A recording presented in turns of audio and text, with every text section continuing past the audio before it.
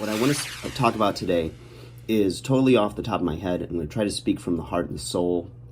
And it's an ongoing conversation, so I'm going to just call this part one of the rational versus irrational. Now, that takes many forms, okay? That could take the form of your ways of thinking, of, actions you take in life, decisions, what have you. And I don't have a clear-cut view on you should always be rational. Like, that seems to be the best, position to be in, is to be a rational thinking person.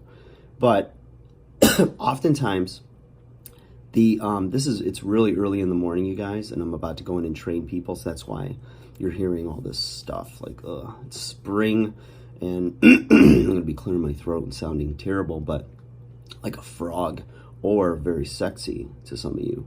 And yes, I shaved my head again. You know why? I just wanted to. Feels good. Don't have to worry about going to get a blowout for the weekend or anything. So, rational versus irrational, right? Some of the greatest highs and lows in your life can be associated with irrational behavior.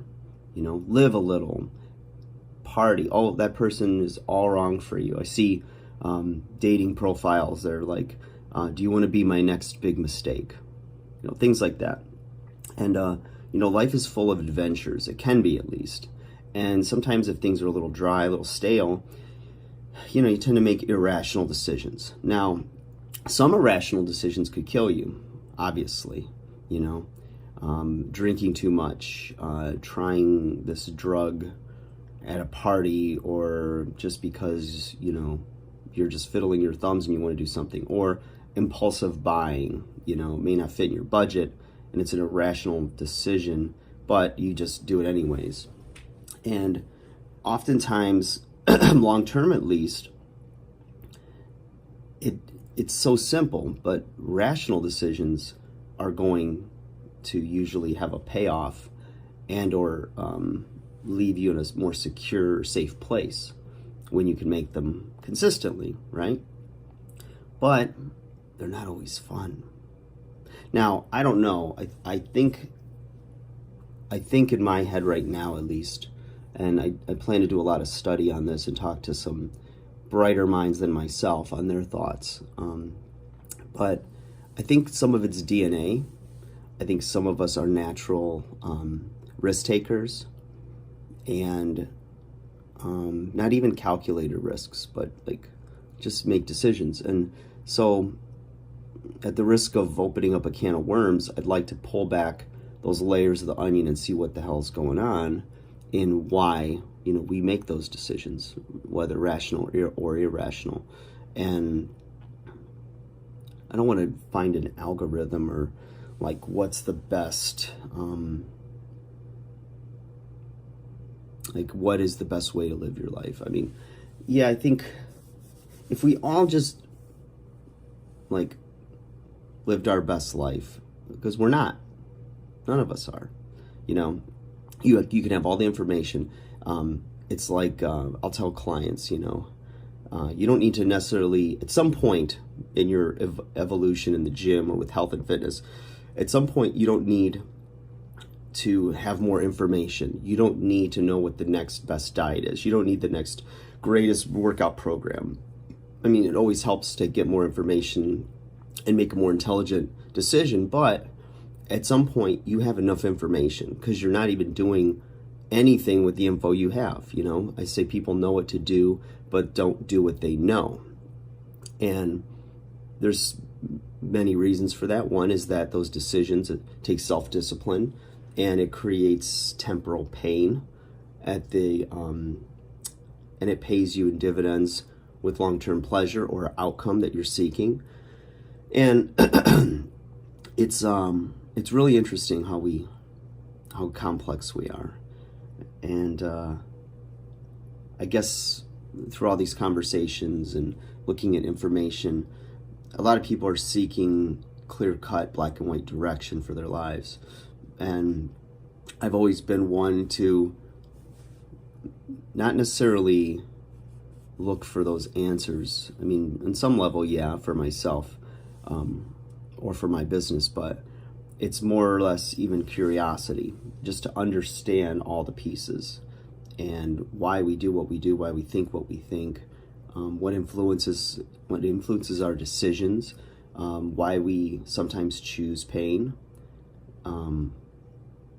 at a long-term cost. I think some of it is like you see the one girl who is in a bad relationship, and all of her friends and family are like, get away from this guy, get away.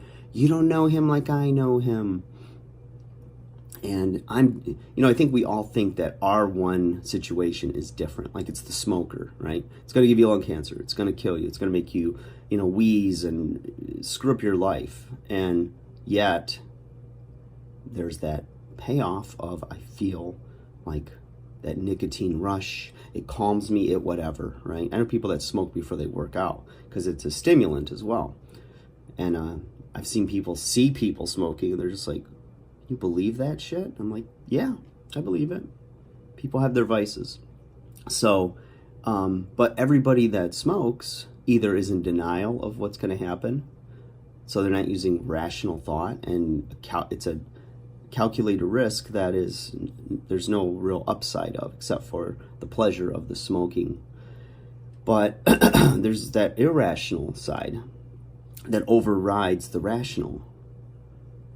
And I guess that's why they call it irrational, because it doesn't make sense. It's not rational, but you do it anyways. So it's interesting. I feel like I should have been a psychologist or a social worker, more so than a personal trainer and a kind of a jock and a writer. Maybe a writing thing and all. It'll all come together maybe. But anyways, I'm not going to ramble anymore. This is part 1 though. I feel like to really unravel this and get a good grasp, it's going to take me a long time. So I'm going to keep the conversation going. If you guys have thoughts or you have resources, please share with me.